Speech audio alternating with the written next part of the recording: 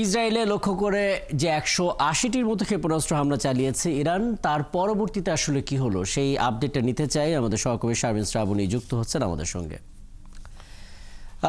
শ্রাবণী, কয়েকটি বিষয় আসলে স্পষ্ট হওয়া জরুরি। মানে আমেরিকার গোয়েন্দা সংস্থা বারবার সতর্ক করার পরও আসলে ইসরায়েলে হামলাটা হলো এবং ইরান সে হামলাটা করলো। তারপরে ইসরায়েলের দিক থেকে বলা হলো এই হামলা সম্পূর্ণ ব্যর্থ হয়েছে, যুক্তরাষ্ট্রও বলল এই হামলা ব্যর্থ হয়েছে।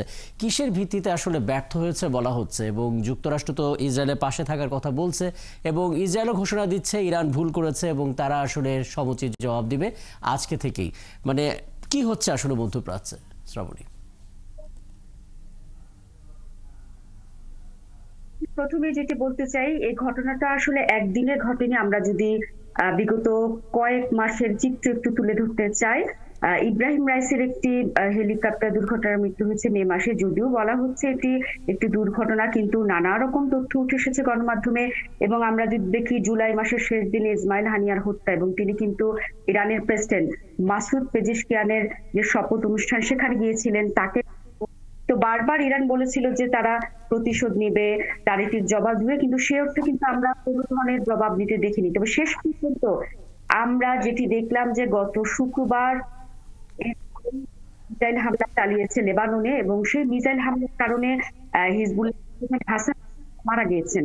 এবং তখন কিন্তু প্রতিশোধের বলেছিল ইরান, এবং সেটিরই জবাব দেওয়ার বিষয়টি উঠে এসেছে। তবে একটি বিষয় বলে রাখি যে তারপরও কিন্তু ইরান দুদিন চুপ ছিল, কিন্তু যখন কালকে আনুষ্ঠানিকভাবে স্থলাভিযান শুরু করে তেল আবিব এবং লেবাননে, সেই দক্ষিণ লেবাননে যেখানে হিজবুল্লাহ বিভিন্ন ঘাঁটি এবং অস্ত্রাগার, সেখানে লক্ষ্য করে কিন্তু হামলা চালিয়েছে। এবং আপনি নিশ্চয়ই জানেন যে হিজবুল্লাহ কিন্তু ইরান সমর্থিত একটি সশস্ত্র গোষ্ঠী, এবং সবচেয়ে বড় কথা হচ্ছে মধ্যপ্রাচ্যে ইরান সবসময় প্রক্সি যুদ্ধ চালিয়ে থাকে, সরাসরি কোনো দেশের সাথে জড়ায় না। সেই প্রক্সি যুদ্ধগুলি মূলত হিজবুল্লাহ, ইয়েমেনের হুতি এবং ইরাকের কাতার হিজবুল্লাহ, এইসব গোষ্ঠীর মাধ্যমে তারা সম্পাদন করে থাকে।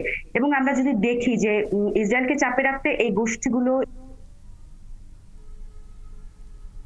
এক্ষেত্রে হচ্ছে যদি আমরা দেখি যে এই কারণে হয়তো এত বড় একটি হামলার ঘটনা ঘটেছে। তবে আপনাকে জানিয়ে রাখি যে এই যে হামলার কথা বলা হচ্ছে, সেই হামলা কিন্তু এখন পর্যন্ত ইরানের প্রেসিডেন্ট তিনি স্বাগত জানিয়েছেন, যাকে আমরা অনেকটা সংস্কারপন্থী হিসেবেই চিনি। এবং আরেকটি বিষয় না বললেই নয়, এই হামলার পরে কিন্তু ইরানের সর্বোচ্চ নেতা আয়াতুল্লাহ খামেনি কোরআনের একটি আয়াত উদ্ধৃতি করে টুইট করেছেন যে আল্লাহর পক্ষ থেকে সাহায্য এসেছে এবং বিজয় সুনিশ্চিত। এবং এতে বোঝা যায় যে এই হামলায় কিন্তু ইরানের যে সব ধরনের যে কথা বলা হচ্ছে, ইরানের সকল স্তরের মানুষের জনসমর্থন আছে। এবং আমরা দেখেছি যে ইরানের মানুষ রাস্তায় নেমে উল্লাস করেছে। তারা অনেকদিন ধরে চাচ্ছিলেন ইসরায়েলকে একটি মোক্ষম জবাব দেয়, সেই জবাব দেয়নি। তবে আপনাকে একটি বিষয় এখানে জানিয়ে রাখি যে এই হামলার পর কিন্তু বরাবরের মতোই যুক্তরাষ্ট্র পাশে দাঁড়িয়েছে ইসরায়েলের। এবং আপনি জানেন যে জ্যাক সুলিভান, যিনি যুক্তরাষ্ট্রের নিরাপত্তা উপদেষ্টা, তিনি ইরানকে কঠোর জবাব দেওয়ার হুঁশিয়ারি দিয়েছেন। এবং আমরা জানি কিছুক্ষণ আগে, 1.5 ঘন্টা আগে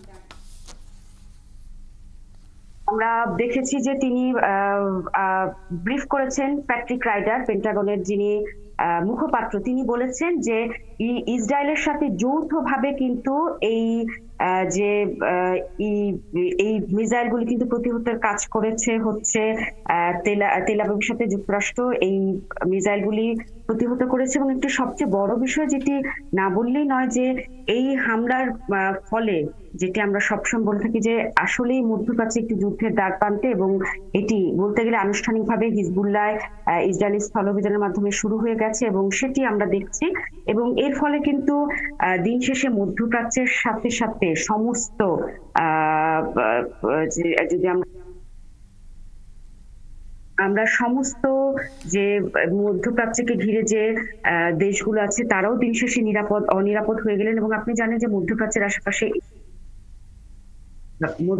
যে ইউরোপ আছে, যে ইউরোপ এবং হচ্ছে এশিয়া এবং আশপাশের অনেক দেশে কিন্তু ঝুঁকিতে পড়ে গেল। কিন্তু যে যুদ্ধটা শুরু হয়েছিল গাজা ইসরায়েলের অভিযান দিয়ে, সেই যুদ্ধটাকে যদি যুদ্ধবিরতির মধ্যে রাখা যেত, সেই যুদ্ধটাকে যদি বন্ধ করা যেত, যুক্তরাষ্ট্র যদি কার্যকরী উদ্যোগ নিত, তাহলে হয়তো এত বড় আকারে মধ্যপ্রাচ্যে যুদ্ধটি ছড়িয়ে পড়তো না। শ্রাবণী, সেক্ষেত্রে একটি বিষয়, মানে এই ঘটনার পর আমরা দেখলাম ইরানের রেভলিউশনারি গার্ড বলেছে যদি এর কোনো জবাব আসলে ইসরায়েল দেয় তাহলে পরবর্তীতে আরো ভয়ঙ্কর হামলা করা হবে। মানে এই প্রেক্ষাপটে অন্যান্য বিশ্ব নেতা যারা আছে, বিশেষ করে মধ্যপ্রাচ্যে যে সমস্ত দেশগুলো আছে, তাদের পক্ষ থেকে কোনো বার্তা এসেছে কি? এটি আসলে আমরা যদি বলি একেবারেই মঙ্গলবার মধ্যরাতের দিকে হামলাটি হয়েছে। নিশ্চয়ই মধ্যপ্রাচ্যে যারা আছেন, বিশেষ করে আপনি জানেন যে কাতারে একটি সম্মেলন শুরু হতে যাচ্ছে, এশিয়ার বিজনেস সম্মেলন। সেখানে কিন্তু অনেক দেশের পাশাপাশি ইরানের প্রেসিডেন্ট মাসুদ পেজেশকিয়ান আজকে সেখানে যোগ দেওয়ার কথা। এবং আপনি জানেন যে বিভিন্ন আঞ্চলিক ইস্যুতে কাতার এখন একটি বড় রোল হয়ে উঠেছে। তারা বিভিন্ন যুদ্ধের মধ্যস্থতা করে, যুদ্ধ বন্ধের উদ্যোগ নেয়, সেখানে নিশ্চয় আলোচনা হবে। এবং আমরা একটি বিষয় কি, সৌদি আরব ইসরায়েলের সাথে, যেহেতু গাজা ইস্যুতে ইসরায়েলকে তারা এখনো স্বীকৃতি দেয়নি, কিন্তু গত কয়েক মাসে গাজা যুদ্ধ শুরু হওয়ার পর কিন্তু ইরান এবং সৌদি আরবের সম্পর্ক কিছুটা উন্নতির দিকে। হয়তো তারাও কিছু বলবে। দিন শেষে ইউরোপের অনেক মিত্র আছে, এবং আমি যেটি মনে করি রাশিয়া এবং চীন, যেটি ইরানের একেবারে ঘনিষ্ঠ মিত্র, তারা হয়তো এগিয়ে আসবে। এবং দিন শেষে কিছুদিন হয়তো দুপক্ষের পাল্টাপাল্টি হামলার পরে হয়তো বা হচ্ছে যুক্তরাষ্ট্র সেটি চাবে যে একটি সমাধানে আসুক। কারণ আপনাকে মনে রাখতে হবে, সমাধানে আসুক। নিশ্চয়ই আপনি আপনি আপনি এই ঘটনা অনুসরণ করছেন, পরবর্তীতে আপনার কাছ থেকে হয়তো আরো আপডেট পাবো। আমাদের সঙ্গে যুক্ত হয়েছিলেন সহকর্মী শামিন শ্রাবণী।